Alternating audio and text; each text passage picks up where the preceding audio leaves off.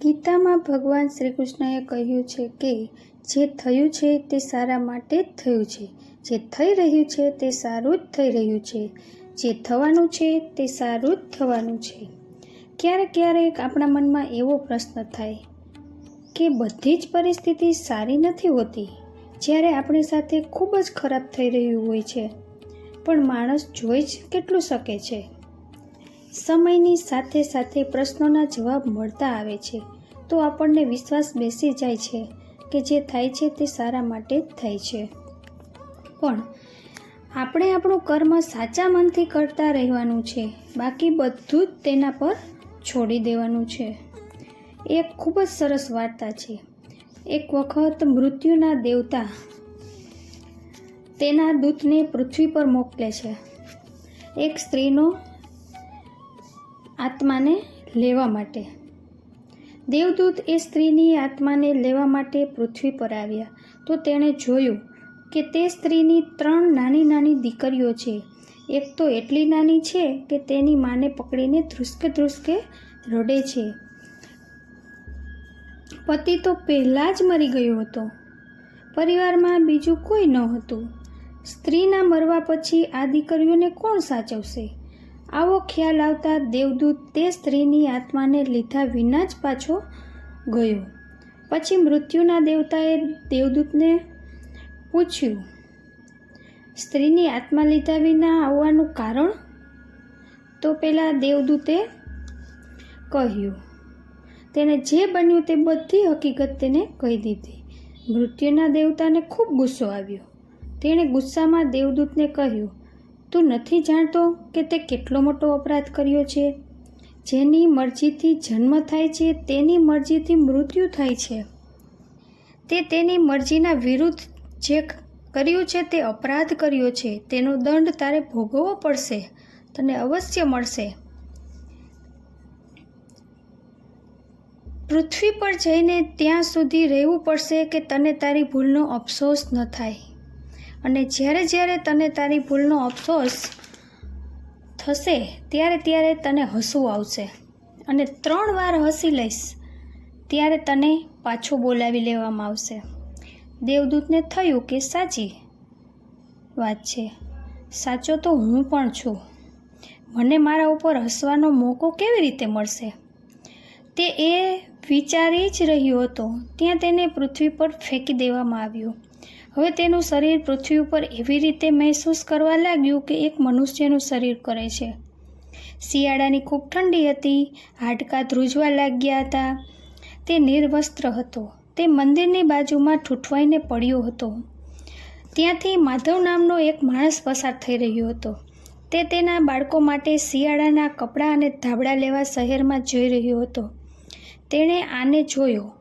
તેના શરીર ઉપર ગજબનું તેજ હતું. આવો માણસ ક્યારેય જોયો ન હતો. તે વિચારવા લાગ્યો કે આ નિર્વસ્ત્ર કેમ છે? કદાચ તેના કપડાં અને સામાન બીજાએ ચોરી લીધા હશે. માધવે તે દેવદૂતને પૂછ્યું, તમે કોણ છો? ક્યાંથી આવ્યા છો? દેવદૂતે કહ્યું, અત્યારે હું કંઈ નહીં કહું. હું અહીં દંડ ભોગવવા આવ્યો છું. તારું ઘર ક્યાં છે? માધવે પૂછ્યું. તો દેવદૂતે કહ્યું, મારું ઘર ક્યાંય નથી. હું અહીં દંડ ભોગવવા આવ્યો છું. માધવને દયા આવી. તેણે પોતાનો કોટ તેને આપી દીધો અને તેને પોતાની સાથે ઘરે લઈ ગયો. આખા રસ્તામાં વિચારતો જતો હતો કે પત્ની ખૂબ ગુસ્સે થશે. હું શું કરીશ? શું જવાબ આપીશ? આને આવી અવસ્થામાં મૂકીને પણ હું જઈ શકીશ નહીં. પત્નીએ જેવો માધવને જોયો કે તે કંઈ ખરીદી કરીને ન આવ્યો હતો અને ઉપરથી આ નિર્વસ્ત્ર માણસને ઉપાડીને લઈ આવ્યો છે, તે ધુઆં ફુઆં થવા લાગી અને માધવ પર ગુસ્સો કર્યો. પણ પત્ની તો માધવની જ ને. થોડીવાર પછી બંને માટે ખાવાનું પણ લાવી. દેવદૂત પહેલીવાર હસ્યો, જોર જોરથી હસ્યો. બંને પતિ પત્નીએ હસવાનું કારણ પૂછ્યું તો દેવદૂતે કહ્યું, અત્યારે હું નહીં કહું, મારો દંડ ભોગવવાનો છે. જાણો છો દેવદૂત કેમ હસ્યા? જાણો છો? દેવદૂત એટલા માટે હસ્યા કે નથી તેની પત્ની જાણતી કે નથી તેનો પતિ જાણતો તે એક દેવદૂતને ઘરે લાવ્યો છે. તેના આવવાની સાથે જ ઘરમાં ખુશી ભરાઈ જશે. પત્નીને ફક્ત બાળકોના કપડાં અને ધાબળા જ દેખાતા હતા, જે નથી આવ્યા.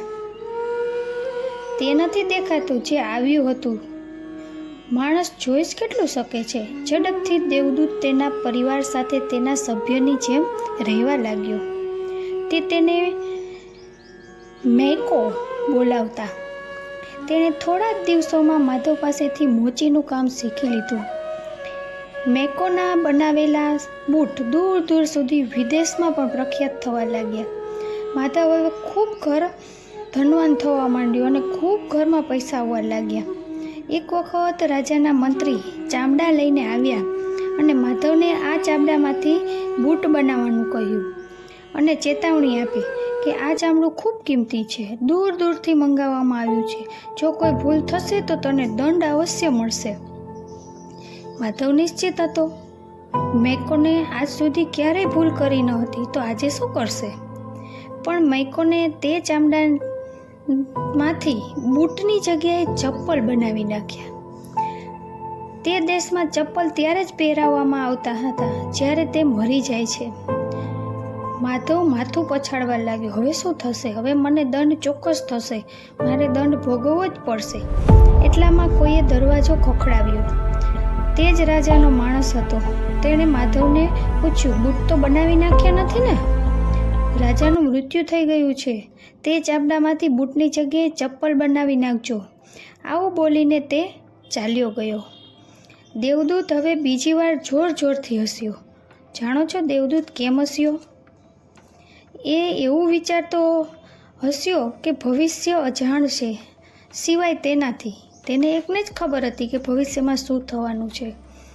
કોઈ નથી જાણતો કે આગળ શું થશે. બધા અતીતના આધારે જ નિર્ણય લે છે. વાસ્તવમાં થવાનું શું છે કોઈને ખબર નથી. દેવદૂતને માધવના ઘરે રહેતા રહેતા ઘણા વર્ષો વીતી ગયા. એક વખત એક વૃદ્ધા સ્ત્રી 3 છોકરીઓને લઈને માધવના ઘરે આવી. તેના માટે મોજડી બનાવવાનો ઓર્ડર દીધો. દેવદૂતે તે 3 છોકરીઓને જોઈને ઓળખી ગયો કે આ તે જ 3 છોકરીઓ છે જેની માતાની આત્મા લેવા મને મોકલ્યો હતો. દેવદૂતે તે વૃદ્ધ સ્ત્રીને પૂછ્યું, કોણ છો તમે? આ 3 છોકરીઓ તમારી શું થાય છે?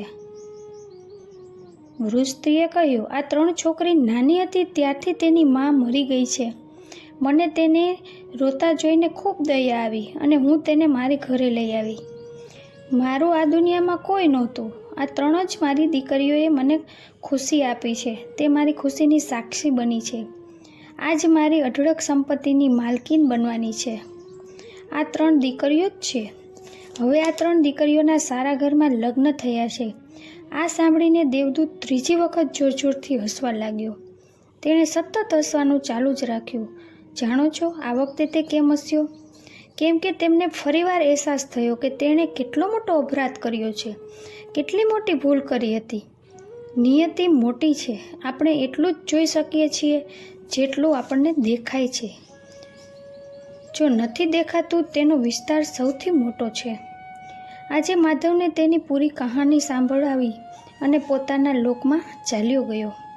આજે તેનો દંડ પૂરો થઈ ગયો હતો. તે સમજી ગયો હતો કે જે થયું છે તે સારું જ થયું છે. જે થઈ રહ્યું છે તે સારા માટે જ થઈ રહ્યું છે અને જે થવાનું છે તે પણ સારું જ થવાનું છે. ફરીથી મળીશું મિત્રો આવતા વિડીયોમાં. ત્યાં સુધી ખુશ રહેજો, વસતા રહેજો અને તમારું ધ્યાન રાખજો.